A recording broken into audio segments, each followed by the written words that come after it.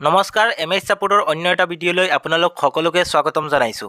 আজি এটা বিশেষ ভিডিঅ' আপোনালোকৰ বাবে লৈ আহিছোঁ, যিটো ভিডিঅ'ত মই দেখুৱাম মহিলাসকলে কিদৰে লাভ কৰিব 10,000 টকা। আৰু এই 10,000 টকা লাভ কৰিবৰ কাৰণে মহিলাসকলে কি কাম কৰিব লাগিব আৰু কি কাম কৰিলে পোনপটীয়াকৈ তেওঁলোকৰ বেংক একাউণ্টত সেই টকাখিনি লাভ কৰিব, তাৰ সবিশেষ এই ভিডিঅ'টোৰ মাধ্যমেৰে আমি A to Z দেখুৱাবলৈ চেষ্টা কৰিম। শেহতীয়াকৈ ৰাজ্যৰ মুখ্যমন্ত্ৰী হিমন্ত বিশ্ব শৰ্মাই ঘোষণা কৰিছিল মহিলাসকলৰ বেংক একাউণ্টত 10,000 টকা দিয়া হ'ব আৰু অৱশেষত সেইসকল মহিলাই লাভ কৰিবলৈ গৈ আছে সেই 10,000 টকা। আৰু সেই 10,000 টকা লাভ কৰিবলৈ হ'লে মহিলাসকলে কি কাম কৰিব লাগিব, কেনেকৈ কি কৰিব লাগিব, সবিশেষ এই ভিডিঅ'টোৰ মাধ্যমেৰে আমি জনাই দিম। আৰু যিসকল মহিলাই এই কামটো নকৰে সেইসকল মহিলাই 10,000 টকাটো লাভ নকৰে। মহিলাসকলে কি কৰিব লাগিব আৰু কেনেকৈ কৰিব লাগিব, আজিৰ এই ভিডিঅ'টোৰ মাধ্যমত A to Z এইটো প্ৰচেছ আমি সকলো দেখুৱাই দিম। তো ভিডিঅ'টো আপোনালোকে অলপো স্কিপ নকৰাকৈ সম্পূৰ্ণ চাব। চেনেলত নতুন হ'লে ছাবস্ক্ৰাইব কৰিব আৰু ভিডিঅ'টোত এটা লাইক কৰি দিব। তেন্তে বলক দৰ্শকসকল আজিৰ ভিডিঅ'টো আৰম্ভ কৰোঁ। প্ৰথমতে আপোনালোকৰ হাতত থকা মোবাইল ফোনটো যিকোনো এটা ব্ৰাউজাৰ অ'পেন কৰিব আৰু যিকোনো এটা ব্ৰাউজাৰ অ'পেন কৰি আপোনালোকে চাৰ্চ বাৰত চাৰ্চ কৰিব ডাইৰেক্ট বেনিফিট ট্ৰান্সফাৰ। আপোনালোকে ডাইৰেক্ট বেনিফিট ট্ৰান্সফাৰ এইটো চাৰ্চ কৰাৰ পিছত এনেকুৱা এটা অপশ্যন খোল খাব, এটা ইণ্টাৰফেচ খোল খাব। খোলাৰ পিছত ইয়াত বহুতো কেইটা অপশ্যন দেখিবলৈ পাব। হোম, এবাউট আছ, DBT scheme, state, ranking, multimedia, documents, এনেকুৱা বহু অপশ্যন খোল খাব। খোল খোৱাৰ পিছত আপোনালোকে নেক্সট ষ্টেপ কি কৰিব লাগিব, আৰু এই ষ্টেপখিনি যদি আপুনি পূৰণ নকৰে, ফিল আপ নকৰে, আপুনি যদি এই ডকুমেণ্টখিনি ইয়াৰ পৰা ফৰ্মখিনি এখন ওলাব আৰু এই ফৰ্মখন যদি আপোনালোকে বেংকত জমা নিদিয়ে, যিসকল মহিলাই এই ফৰ্মখন জমা নিদিয়ে সেইসকল মহিলাই টকাখিনি লাভ নকৰিব। আৰু এই ফৰ্মখন ক'ত পাব, কেনেকৈ পাব, সম্পূৰ্ণ ভিডিঅ'টোৰ মাধ্যমেৰে আপোনালোকে দেখিবলৈ পাব। এতিয়া আপোনালোকে ইয়াত চাওক, মোবাইল স্ক্ৰীনত দেখিবলৈ পাৰিছে যে ডকুমেণ্ট বুলি এটা অপশ্যন আহিছে। আপোনালোকে ডকুমেণ্টত ক্লিক কৰাৰ পিছত এটা অপশ্যন আহিছে আধাৰ UID DVD পে'মেণ্টছ।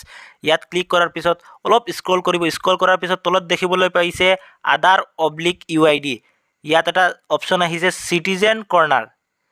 তাৰপিছত চিটিজেন কৰ্ণাৰত ক্লিক কৰিব। চিটিজেন কৰ্ণাৰত ক্লিক কৰাৰ পিছত একেবাৰে শেষৰ এটা অপশ্যন দেখিবলৈ পাব যে background on Aadhaar seeding on NPCI মেপাৰ।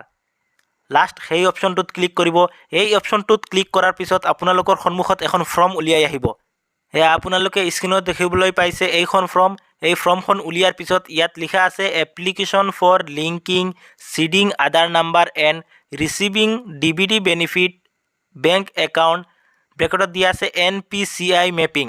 এই ফৰ্মখন আপোনালোকে ফিল আপ কৰিব লাগিব। এই ফৰ্মখন ফিল আপ কৰি আপোনাৰ যিটো বেংকত একাউণ্ট আছে, ষ্টেট বেংক হওক, পাঞ্জাৱ বেংক হওক, যিকোনো বেংকৰ হওক, সেই ফৰ্মখন ফিল আপ কৰি আপোনাৰ নিজৰ বেংকত সেইখন জমা দিব লাগিব। আৰু জমা দিয়া এইখনৰ লগতে আৰু কি কি ডকুমেণ্ট দিব লাগিব সবিশেষ মই জনাই আছোঁ।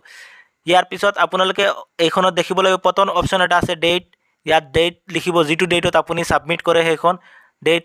তাৰপিছত আপোনাৰ যিখন ব্ৰাঞ্চ আছে দ্য ব্ৰাঞ্চ মেনেজাৰ, ব্ৰাঞ্চ যিখন আছে ব্ৰাঞ্চৰ নাম লিখিব। তলত এটা অপশ্যন আছে বেংকৰ নাম, যিটো বেংক হয় বেংকৰ নাম লিখিব।